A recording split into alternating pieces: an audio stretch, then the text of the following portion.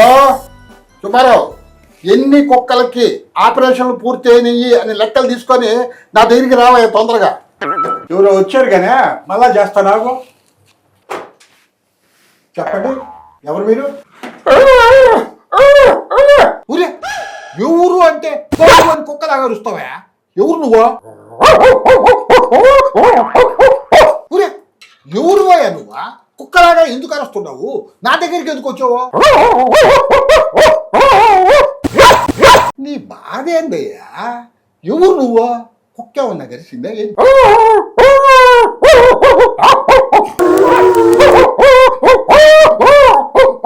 అరే ఆ అరుపేంది? కొంపదీసి కుక్క ఫుడ్ ఏమన్నా తిన్నావా ఏంది? అట్టయితే రావాల్సింది నా దగ్గరికి కాదు, పోవాల్సింది డాక్టర్ దగ్గరికి.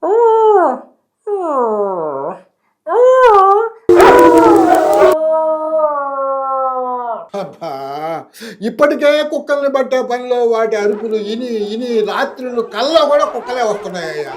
మధ్యలో నీ అరుపులేందయ్యా? ఏంది మీ లొల్లి అసలు? నేను గాని సంగతి ఏందో చూడమ్మా కాస్త. ఓ రాజేషు, అసలు గా ఒర్రుడేంది బౌ బౌ అని అప్పటి సంది? అసలు ఏం అర్థం కాలే, ఏమంటున్నావు నువ్వు?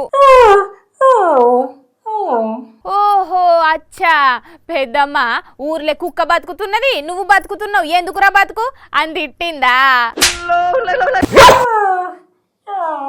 మరి ఎందుకు ఒకటే కుక్క లెక్క ఒర్రుతున్నావు అప్పటి సంది?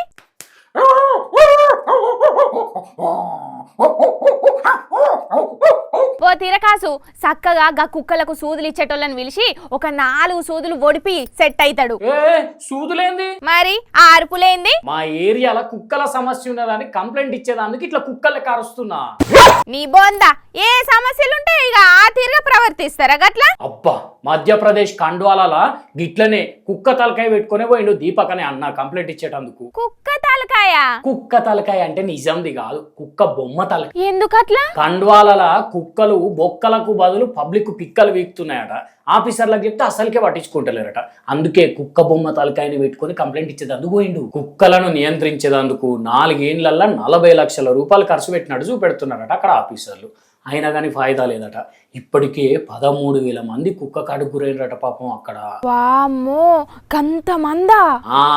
అందుకే కుక్కలకు మీరు నిజంగానే కుటుంబ నియంత్రణ ఆపరేషన్లు చేపిస్తే మరి పిల్లలు ఎందుకు పుడుతున్నాయి? ఇగో నేను తీసుకొచ్చిన కుక్కకు కూడా మీరు ఆపరేషన్ చేసినా కూడా 6 పిల్లలు పుట్టినాయి అని వెరైటీగా నిరసన తెలిపిండు అన్నాడు. అందుకే నేను కూడా మా గల్లీలో కుక్కల బెడద ఎక్కువ ఉన్నదని కంప్లైంట్ ఇచ్చేదానికి ఈయన దగ్గరికి వచ్చి ఇట్లా చేసిన.